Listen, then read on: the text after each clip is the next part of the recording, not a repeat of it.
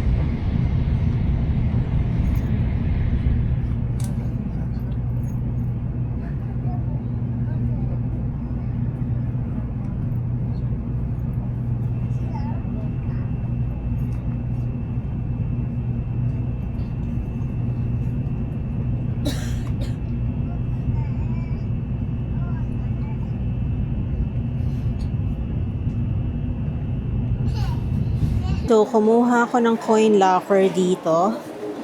Kailangan ko ngayon magbayad ng 500 yen. And this is for the entire day na, from 9 a.m. till 7 p.m. So, sana meron tayong 500 yen. Bali, 5 tigwa 100. Pero, feeling ko naman meron kasi kanina that's part of the reason na nag-combine tayo kanina eh.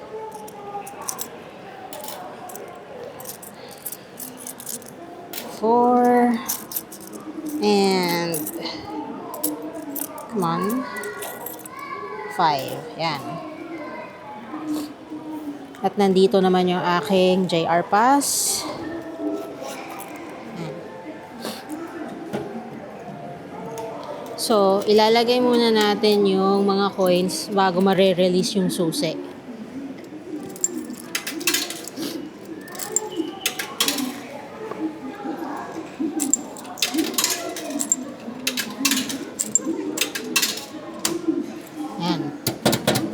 Okay, done.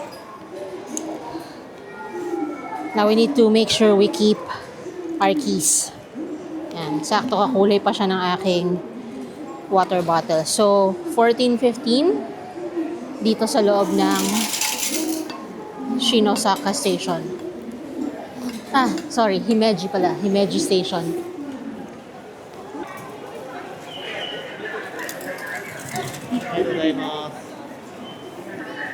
ko lang kung mas mura ba yung coin lockers dito sa labas. And hindi. Parehas lang sila ng presyo. So, I feel like, sa akin lang mas safe siya doon sa loob kasi hindi lahat ng tao dumadaan doon eh. So, paglabas mo pala ng um, Himeji Station, kitang-kita mo na talaga yung castle. Oh. Pag dinire-diretso mo lang yung walk papunta sa Himeji Station, ayun na yung castle. Parang magandang picture opportunity to.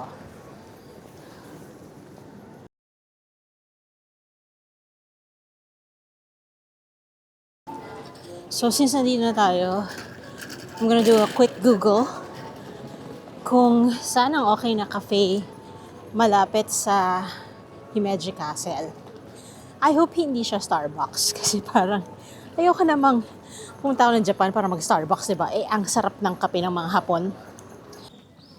Parang okay mag-bike dito sa Himeji. Meron silang dedicated path para sa bikes leading to the castle. Saan yung bike rental? So, meron ang bike rental dito sa Himeji Castle. 165 yen per 30 minutes. Not bad.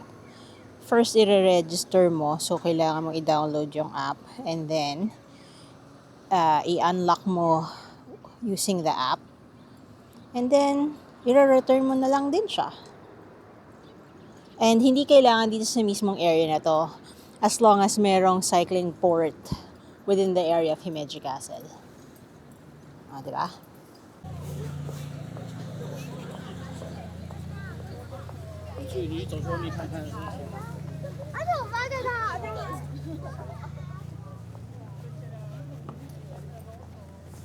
Now, I know sarado yung castle today, pero yung grounds niya open naman. Ayan na, may signage. Pagpasok mo pa lang sa grounds, ma-amaze ka na dun sa mga pagkakatrim ng mga puno niya. Oh. And then, the big castle is right there. Ko lang, ang Himeji Castle ay isang hilltop Japanese castle complex sa Himeji, obviously, in the city, which is a city in Hyogo Prefecture sa Japan. The castle is regarded as the finest surviving example of prototypical Japanese castle architecture, comprising a network of 83 structures with advanced defensive systems from the feudal period. Grabe, 83 structures yung nasa loob nitong castle grounds na to. May time ba tayong makita lahat? I bet this place is beautiful in autumn. Yung mga red and orange leaves na ngayon ay mga nakalaglag na.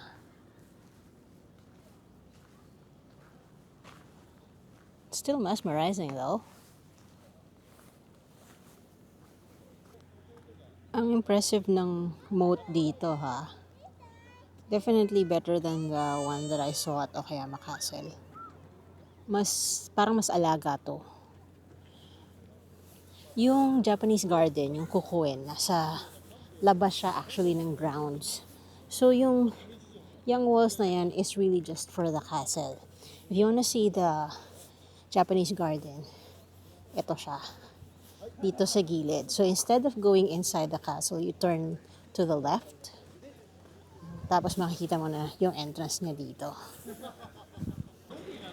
Kung bet mo naman na sumakay ng rickshaw na hinihila ng tao, pwede rin naman.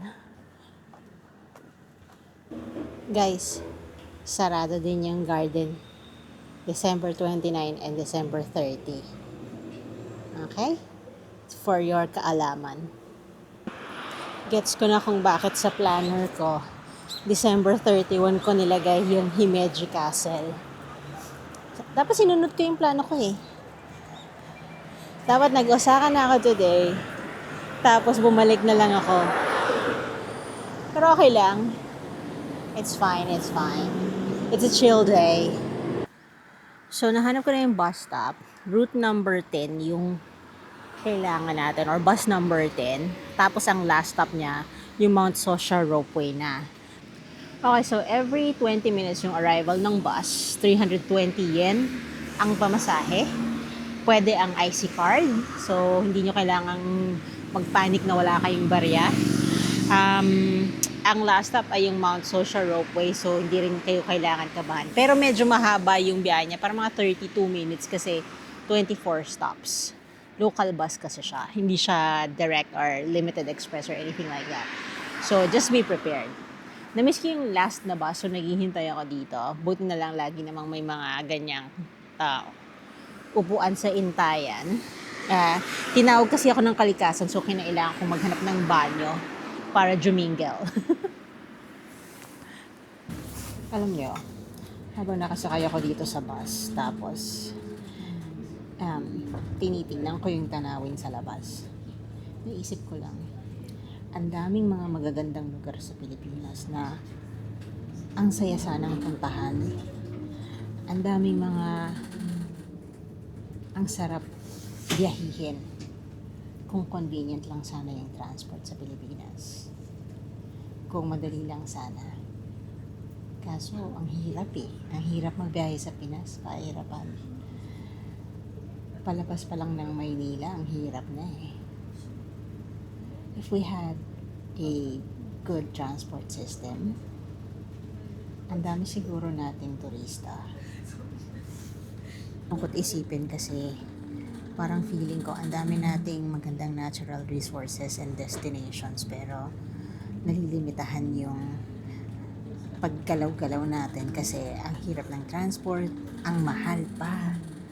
Like, tinitingnan ko kung magkano yung gagastusin sa Pilipinas to do the travel that I want to do, and sobrang tagal kong kailangan mag-ipon para magawa ko siya. Ang daming, like, even going to Palawan, for instance, Coron, El Nido, ang hirap pa nun kasi yun lang, dun lang sa dalawang islands na yun pahirapan yung travel.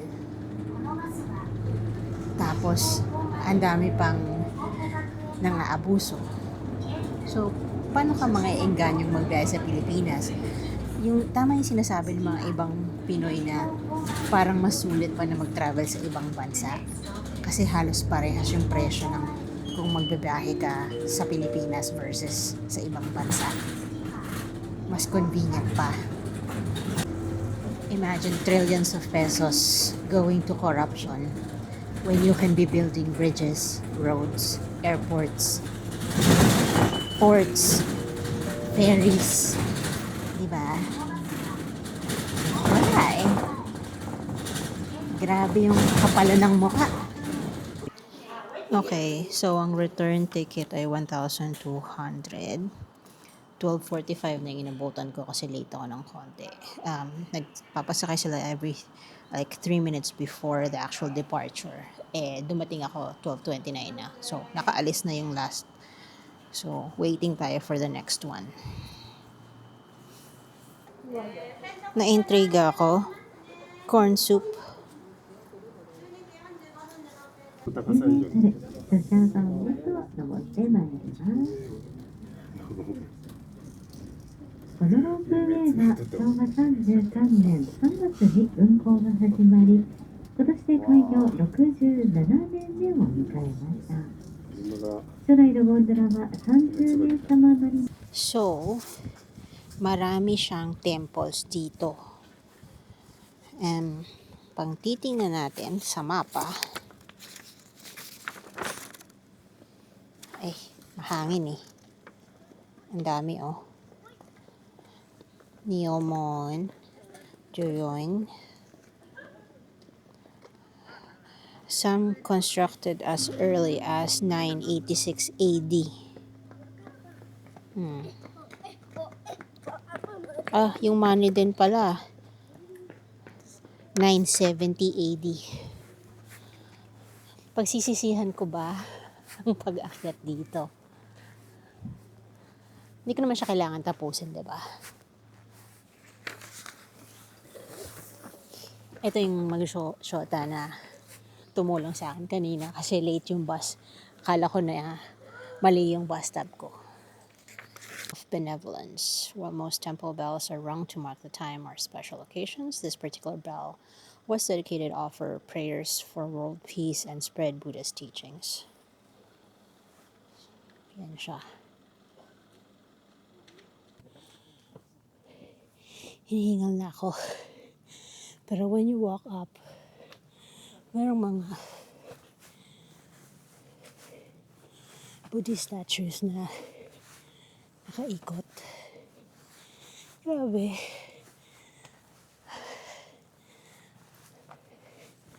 Ang tarik nito.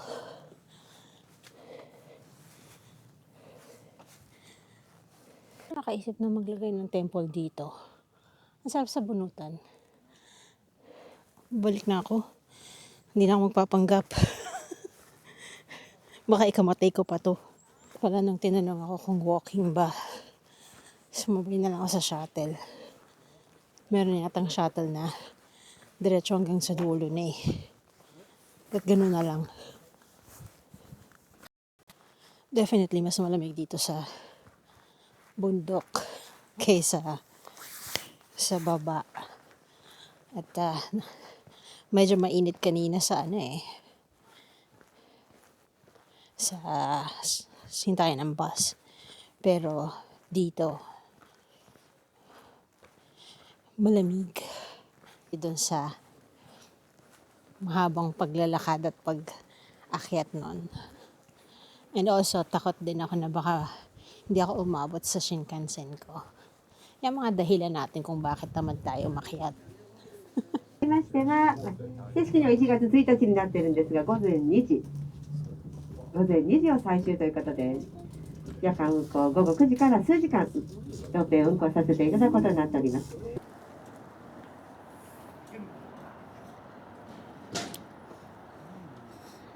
Guys, masarap yung sweet corn soup. Hindi ko alam kung gutom lang ako, pero masarap siya, in my opinion. So, dito sa underground area ng JR Himeji Station, yung tinatawag nilang Grand Fiesta, maraming kainan. Hindi ka mahihirapang maghanap ng kakainin. Mahihirapan kang magdesisyon kung anong kakainin mo. So, ang ending ko ay Korean restaurant dito sa Grand Fiesta sa JR Himeji Station. I have about an hour. Matatapos mo na siguro akong kumain yan. Pero, nakita ko kasi siya, and sabi ko, uy, parang bet ko to. Meron silang beef offal ramen. Tapos, nagpadagdag ako ng tendons. Tapos, meron silang mga side dish. Ito lang yung gusto ko sa mga side dish na ino-offer nila. So, bean sprouts, tsaka I think this is kimchi omelette. Libre naman yung refill kung gusto mong dagdagan ng dagdagan. And they also gave me an egg. Para yata siya sa, ilalagay dun sa mismong kimchi, sa mismong soup. And then, meron din silang iced tea.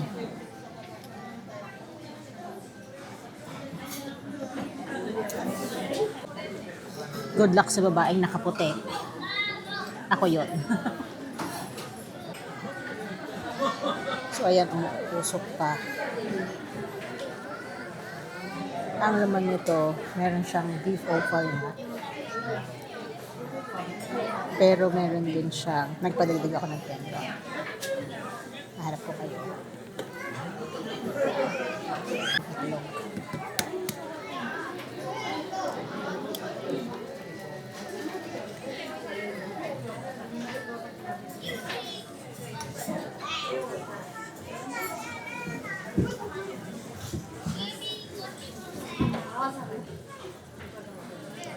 Kasi sabi ko, gusto ko mild, ayoko na.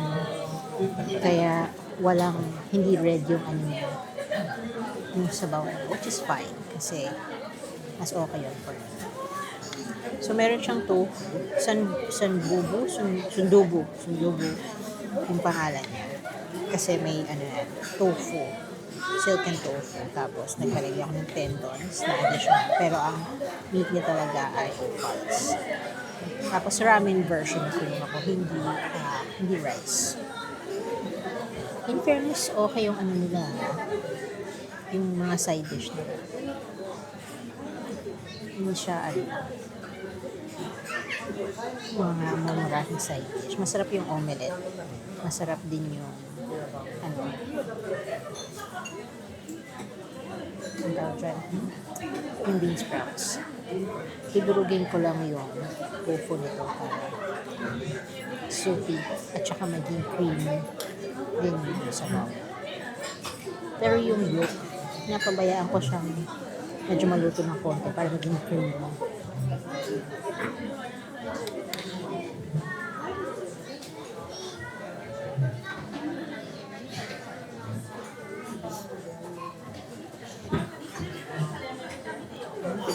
Itadakimasu.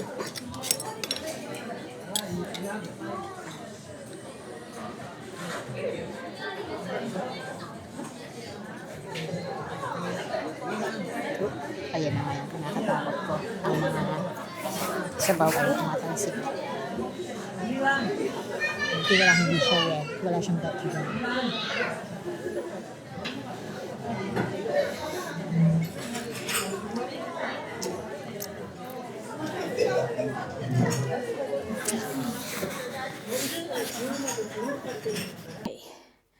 Bago ang mabilisang room tour, gusto ko lang ipakita na itong plastic cover na to, na nakita niyong pinak ko, ay nag-survive ng 2 China Eastern flights from Sydney to Shanghai and Shanghai to Osaka. Pero, nung pinadeliver ko yung luggage locally, within Japan, warak. That is not the impression I have of Japan. They're usually very good with your stuff. I don't like this.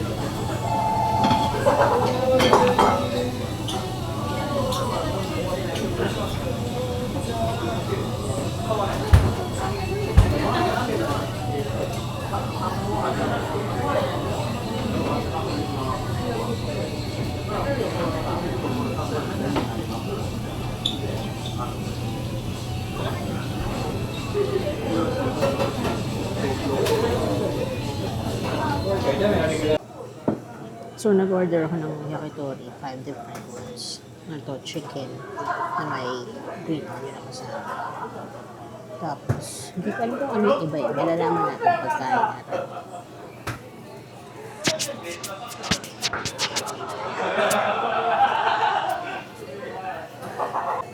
Okay, ito na sa epot ng manok. Pero wala na yung buto.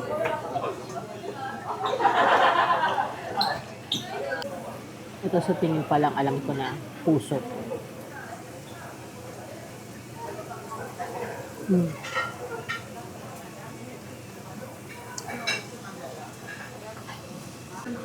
This looks like liver.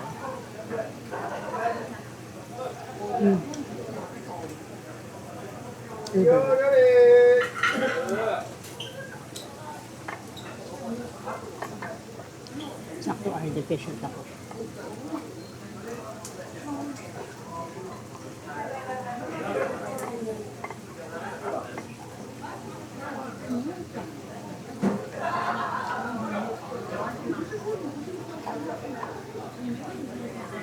Ito sa normal na chicken lang.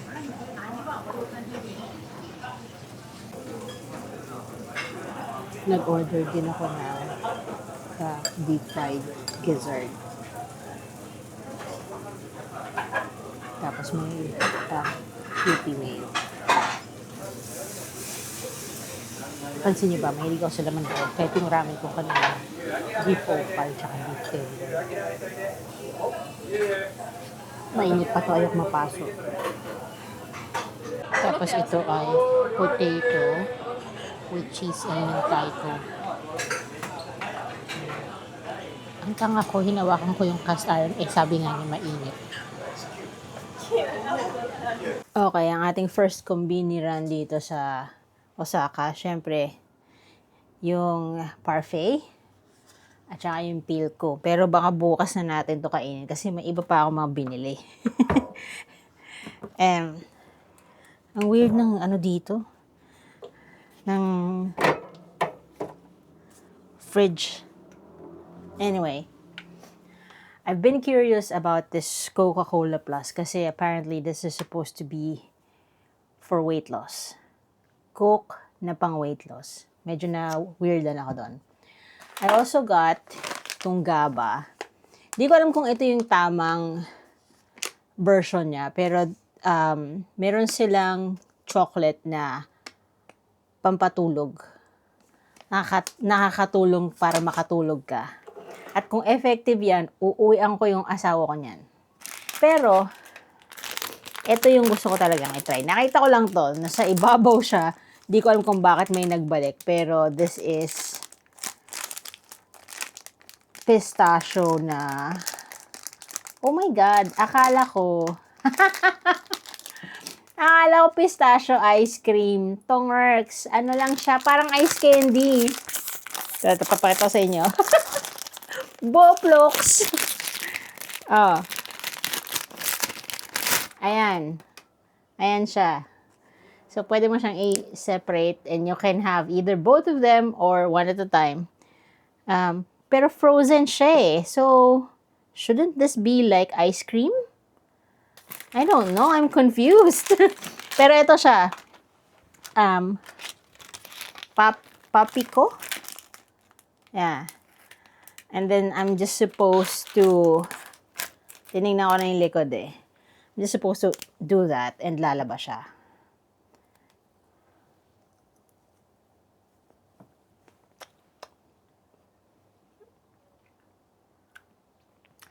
Ice candy na pistachio. Very creamy. And,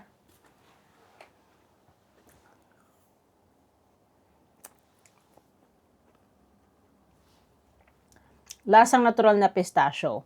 Hindi yung peke na yung artificial.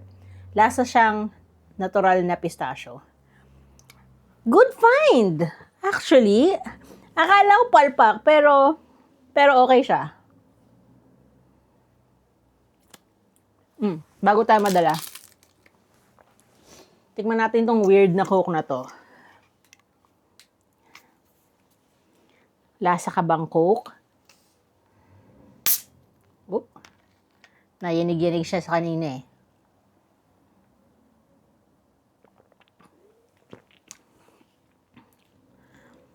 Lasa namang Coke. So, teka, ano ba talaga nakasulat dito? Ano nga natin? I-translate natin. Let's Google Translate you. My goodness.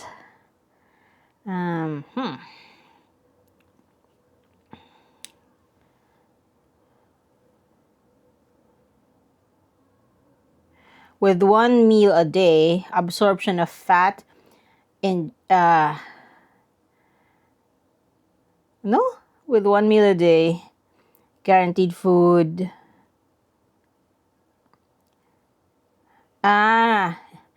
It helps prevent the absorption of fat from food ingested.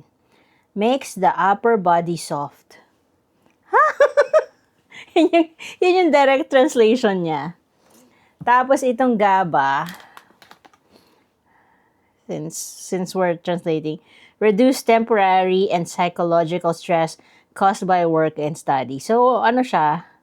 Parang antidepressant, gano'n?